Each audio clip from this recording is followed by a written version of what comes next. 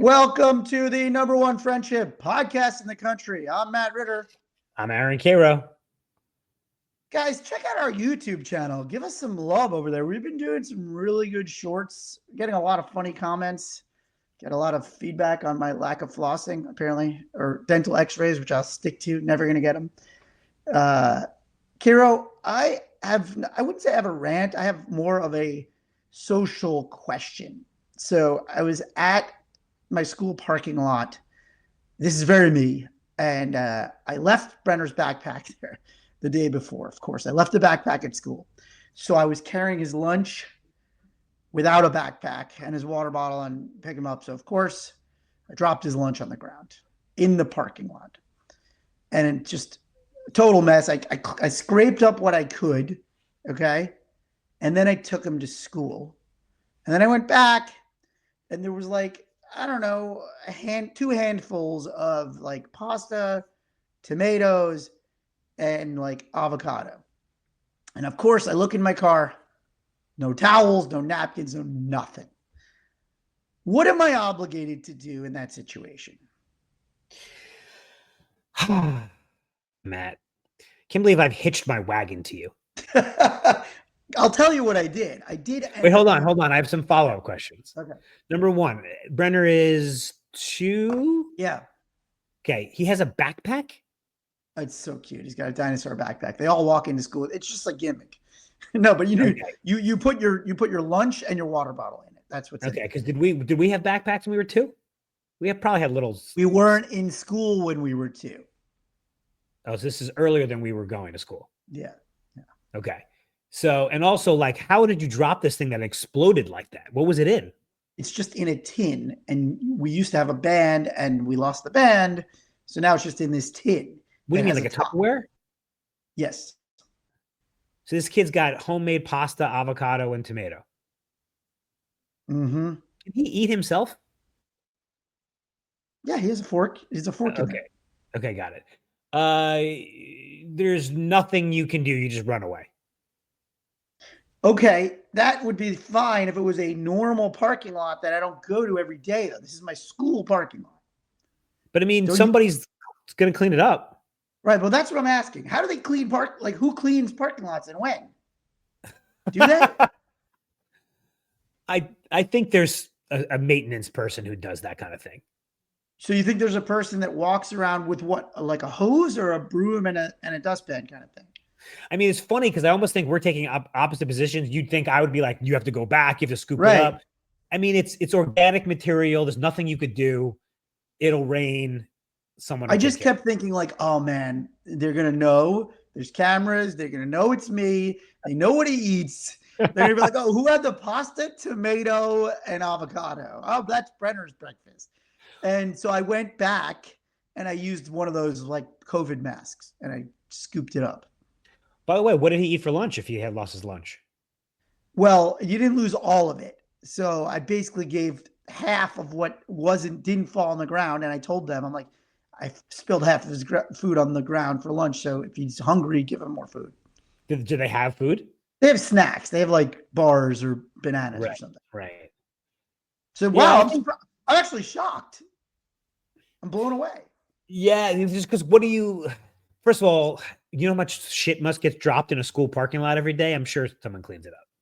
You know, that part I didn't even think. I was like, oh God, they're going to get me. Like, you're right. That probably happens every single morning. I mean, to me, not returning a shopping cart in a grocery store is worse than what you did. Okay, good. So I feel better about I feel better about myself. Now, I don't have a segue at all.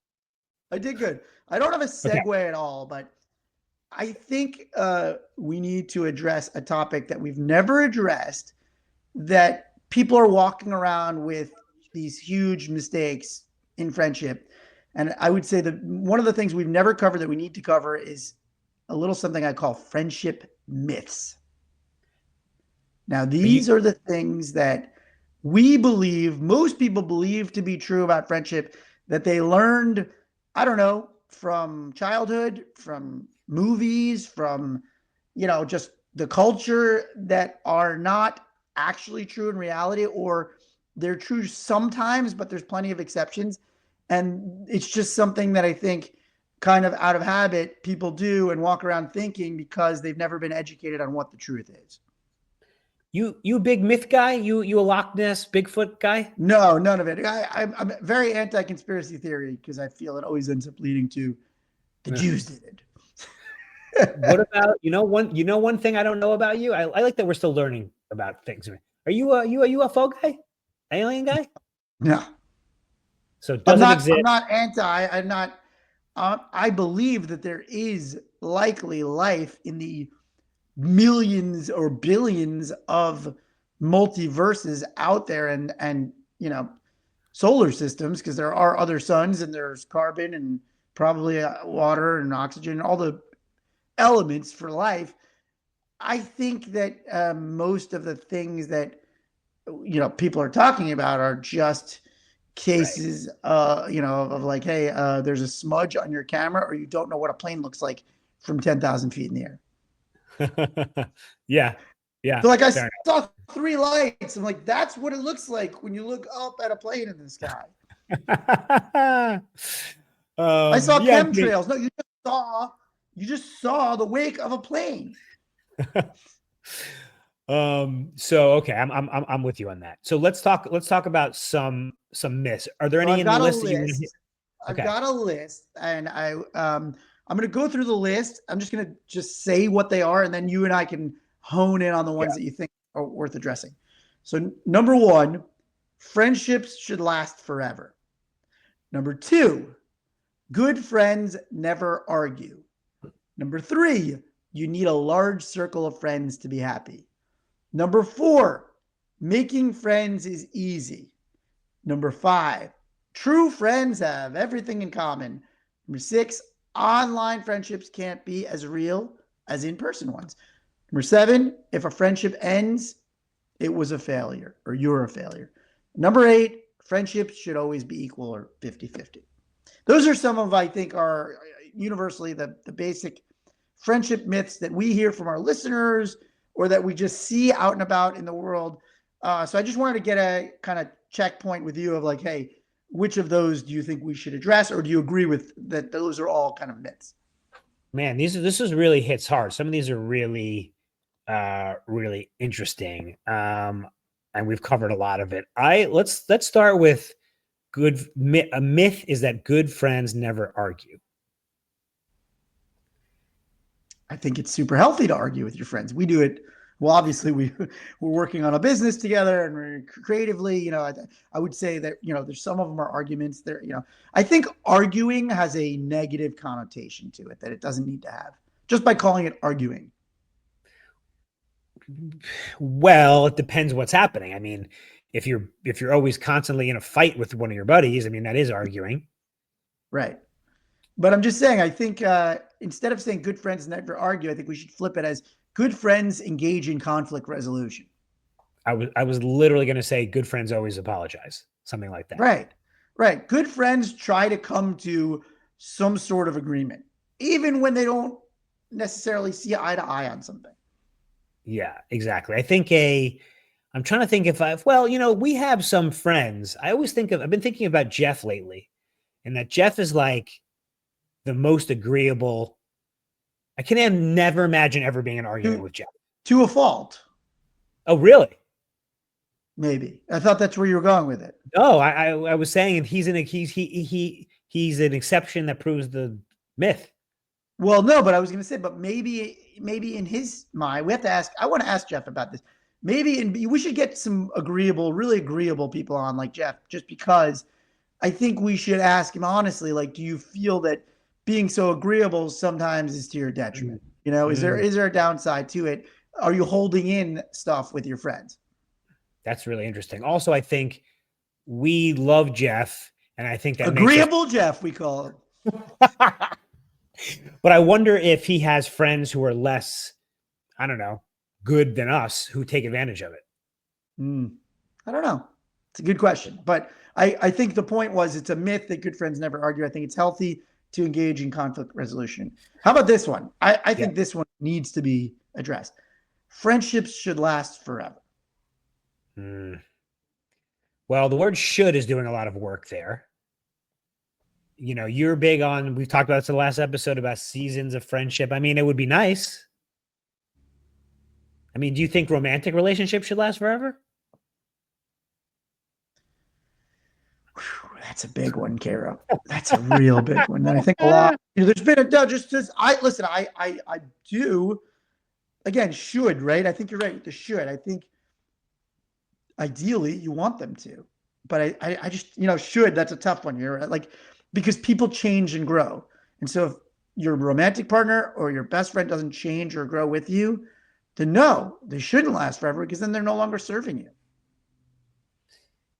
I mean, I think it dovetails with the other myth, which is that if a friendship ends, it was a failure. I don't, of course not. I mean, you know, that's an incredible relationship that you had. You went through ups and downs. I mean, it depends how it ended. If it ended because you slept with your friend's wife, then maybe it's a failure. But I think you got to. I think is there any analogy to make with death? Yes, I think that's great, Kiro. The Yeah, analogy is that all things that end the sorry, the analogy is that the analogy is that the end of things always generally feels bad, right. right? I Like, mean, a certain finality, and I just think the termination of something most of the time, unless you've won something, right? And even right. winning things, I think people say, even champions say it feels empty, right? Once it's gone, once it's over, it's over. I mean, I know we mentioned him briefly in the last episode, but my friend we were almost best friends from 2001 to 2015. Do I feel that friendship was a failure? No. Right. It I was a great actually feel, friendship for that time in your life. Great yeah, I friendship for that. actually look back on it pretty fondly. But Right. if I you asked me think, that I think, 8 years ago, I don't know if I'd say that. yeah. I think it's only a failure if you never got anything out of it, right? A friendship is a failure if you spent 20 years getting abused by another friend. Right. Right. Exactly. I mean, you learn just like a learn from a breakup. You learn from your past friendships. Um, what about this? We talked about this way back in the day that you need a large group of friends to be happy. Yeah. This is one that I would say we get the most questions about is a quantity of friends, right? I think we get a lot of questions about people going, I only have one or two friends, or I have two friends and one's moving, and or I have two or three friends, but I found this other friend group and I really love them. And it's like the first thing is you got to start with your inner circle and focus on that. We've been talking a lot about this for the past year. You said you want to honor your existing circle of friends. I said I want to triple down on my close friends. First and foremost, you need to prioritize your close friends. And if you have two or three, you have a world. You've got a great world and you should cherish that. Now, some people need a larger group of friends to be happy. I think maybe you and I fall into that a little bit. All right, I'm going to give you a hypothetical. Would you rather have a best friend and you live in LA and he lives in New York? Or would you rather have a good friend and you live in the same city? I think good friend in same city, to be honest with you, Really? because yeah, Okay. because my day to day, I need to feel my social fulfillment You're on a day to tactile. You're tactile, Matt. yeah, I need those touch points. And I actually think a lot of people are realizing proximity makes somebody a best friend. Like you can have best friends in other cities, but getting to see somebody all the time on a day to day, it really helps you appreciate them and it helps a friendship flourish. Like my neighborhood friendships are flourishing because we're having so many touch points. Me and you being in the same city has enabled our friendship to flourish in a lot of ways. Yeah, but if you move to another neighborhood, you'll never speak to these people again. And that may be also true, but I'm just saying my problem with relying on a best friend in the other city is it doesn't, for me, it doesn't fill my friendship needs. So interesting. So our little rule of thumb, Matt, you love a rule of thumb. Our rule of thumb for friendship is proximity, then quality, then quantity. Mm-hmm. You want friends Mm-hmm. who are close. You want friends that are close literally. You want friends who are close Mm-hmm. metaphorically, and then you want a lot of them in that And what order. did we say is our I feel we talked about this. Was it four? We said if you have four good friends, you're golden. Well, I think we landed on 3 because then there's 4 of you total. Right, right, right. You know, if you've I, got 1, they're busy, they're gone. yep. If you got 2 and you get together to 3, it's kind of an odd number. Mm-hmm. Like if you have 4, 2 of you, I think we talked about it, Matt, when we were talking about maybe a concert. There's 4, you and Fireball Adam go to the bar, me and Right, Jeff are hanging out. right. And a four-person boys' dinner is the best number. 4-person, because you could always, yeah, there's always one other person you could talk to. Good for a round table, good for an Uber. Mm-hmm. Mm-hmm. So yes, you need a three-person circle to be happy. That we say your optimum minimum. Yeah. What other myths? Okay. This is a good myth that I think needs to be debunked. True friends have to have. I don't think they. I don't. Let's just say true friends have to have a lot in common. Is the myth, not everything. It's interesting. It's interesting, you know, because I mean that can mean many different things. To me, it's more about values than interests, Mm-hmm. right? So if You hit the nail on the head. yeah, like if you I'll tell don't you why you like, hit the nail on the head. you Sorry. go, you go, yeah, I was literally going to say there are two types of friendships. There are right. interest-based friendships and there are values-based friendships. Most people just think of the interest-based friendships. Mm-hmm. Right. I mean, if you don't like sports, don't drink, are not into comedy, we could still be good friends if you're, you know, a fun hang or you're just really interesting or, you know, whatever. And I think a lot of older friendships can maintain without the interest staying and interest diverging. I think it's harder for newer friendships to be values based because I think as an Mm. adult in your 30s, 40s, 50s, 60s, and beyond, most of those friendships are founded in interest. Yeah, that's really interesting. Like, how do you even make a values based friend? Church, temple, Right. I don't, a political event, I suppose. I don't know. Well, I think it's like, let's say you went on a double date with Jess met a new couple and you went on Mm-hmm. a double with the guy. The guy doesn't work Mm-hmm. in the industry. He's not a Knicks fan.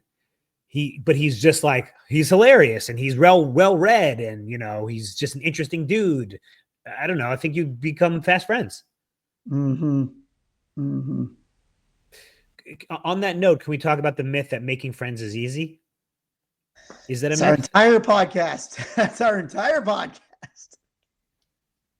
Things can require work and still be easy.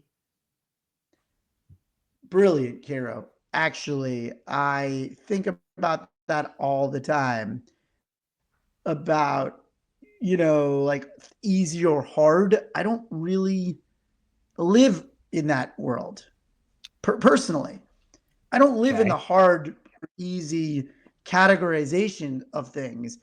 I live in the category of purpose and goals and alignment, right? If I'm doing something for a purpose and it's aligned with my goals, I'm going to do it. And sometimes it comes with challenges, but I'm not going, oh, well, because it's going to be hard, I'm not going to do it. Like if it aligns with my purpose, I want to do it.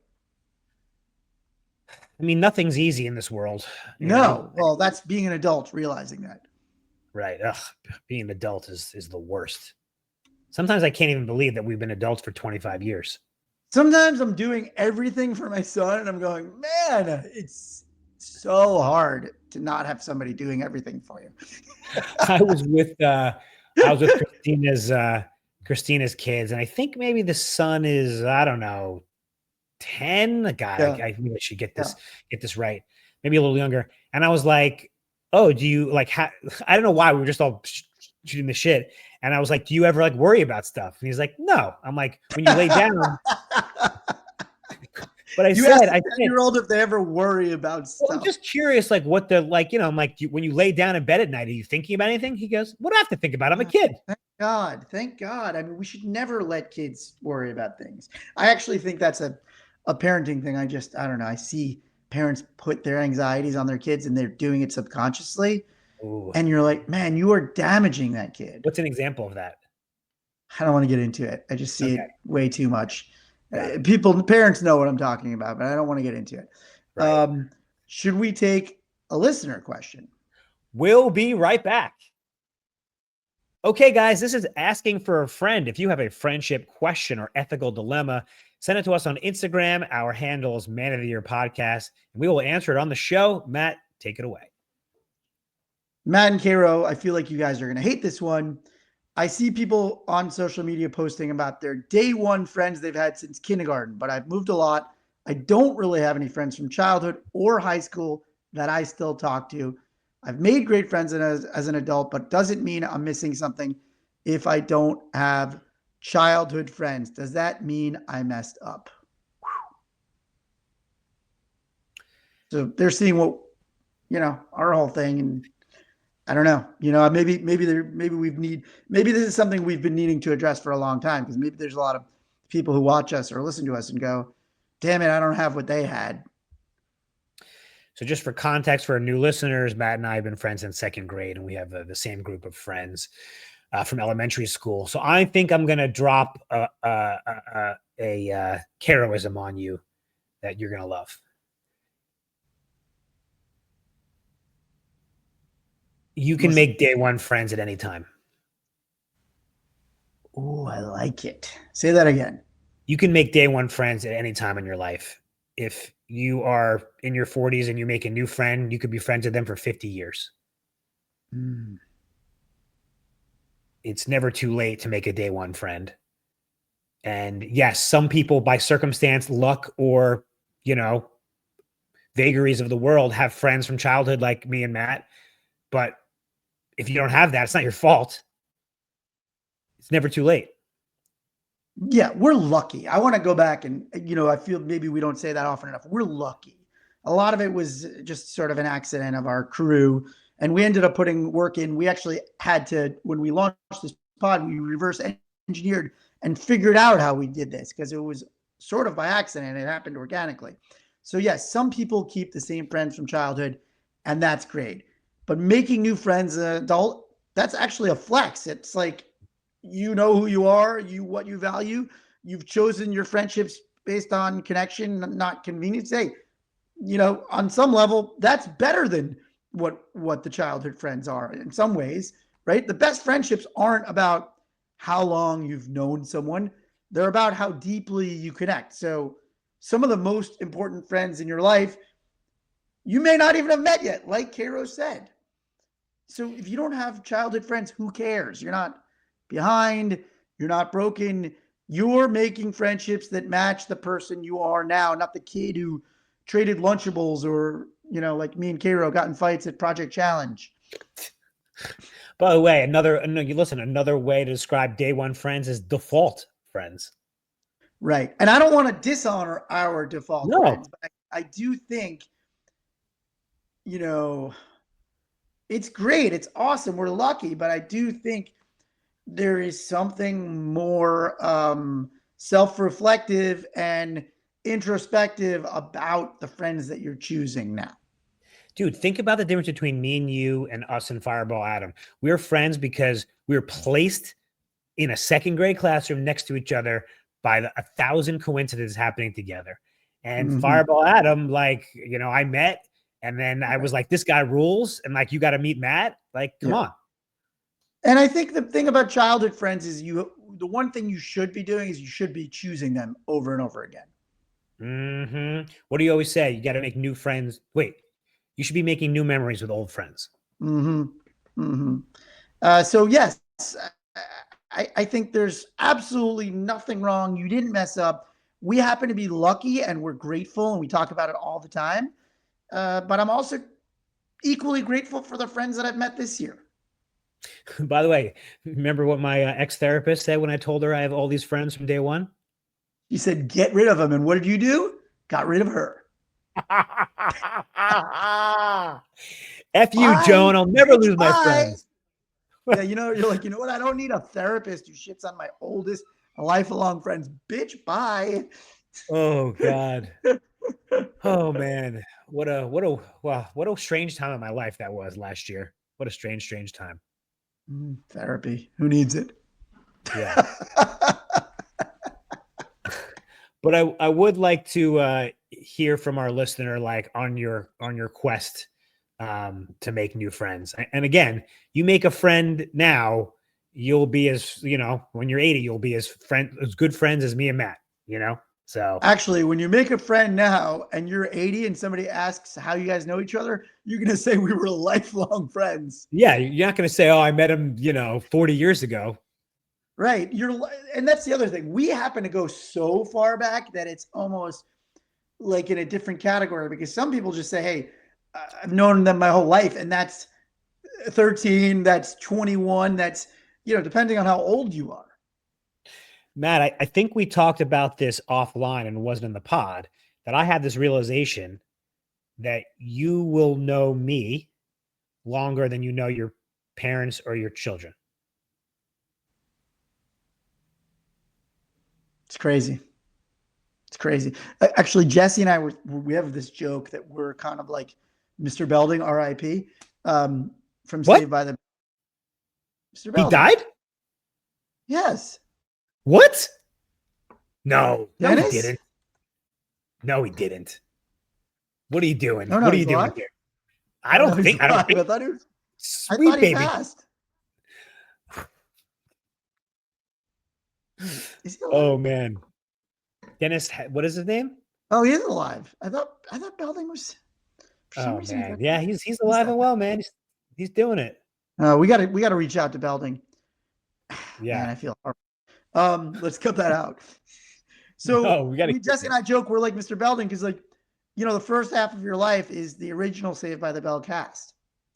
And then your Mm. family members start dying, you have kids and all their friends and all these new people in your life. It's like, but you're still Mr. Belding. You're going on to the new cast. Wait, but who are we in this analogy? We're Mr. Belding. We're the only ones that see both the new cast Oh, and the old. everybody's their own Mr. Belding. Everybody's Mr. Belding. Wow. Everybody in life is Mr. Belding because when you're growing up, you are the original Saved by the Bell cast with your parents and your grandparents, and then they're all gone. And then this new cast of your kids and their friends and your new parent friends and all these people you're meeting in the second half of your life, but you're still Mr. Belding. And you got the Dude, new class. yeah, that's like hitting me really deep for some reason. We're all Mr. Belding.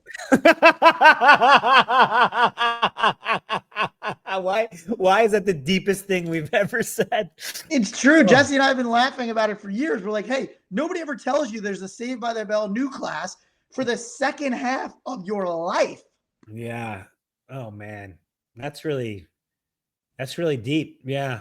Wow. Yeah, your parents and grandparents, they were in the OG cast of Saved by the Bell. Probably better characters. Oh. The greatest generation, the OG cast of Saved by the Bell. Then your Oh kids and man. your grandkids, your ungrateful grandkids, they're just Saved by the Bell, the new class. Yeah, at one point Julian Brenner was his own Mr. Belding. Yep. Yeah, Yep. I think that was in the last episode. It's not going to make any sense, but do we answer this question? Absolutely, we did. You what remind me of your quote? You can make day one friends today. I love that. Yeah, I love I'm putting that on our list. All right, guys, that was asking for a friend. If you have a friendship question, send it to us on Instagram and we'll answer on the show. Matt, any final thoughts on friendship myths? Honestly, I feel this is great that we address the listener question because I feel like, oh man, that's a myth that lifelong friends are, if you have them, then you're awesome. And if you don't, you fail. So I'm glad we're adding that to the myth list. Yeah, absolutely. Again, it's not a competition to see how long you've had a friend for. Well, obviously it is. We're winning. Yes. I mean, it is nice that we have 40. Oh my God, I cannot. 40 years. Is it how long? 86, Ugh, 86 to get out no, of my 39 get out years. of my life, Caro. Yeah, 39 years. And we've fireball at him. Like we'll know him Yeah. for whatever, 80 Right. years. Right. Right. So, all right, guys, thank you so much for listening. Let us know if you have any friendship myths you want us to debunk. We didn't use the word debunk in here. We should have debunked these things. We Always just remember, did. we should have always remember, be good to your friends, be good to yourself. Love you, buddy. No, it's be good to yourself, be good to your friends. Oh, wait, be good to your, what did I say? You said the other way. It's be good to Oh, yourself, be good to your friends. no, be good to yourself, be good to your friends. That's what it is. Yeah, you said it the wrong way. You said Oh, it the other damn. way. Well, I'm sorry. Anyway, that's the show. I love you, buddy. Love you, buddy.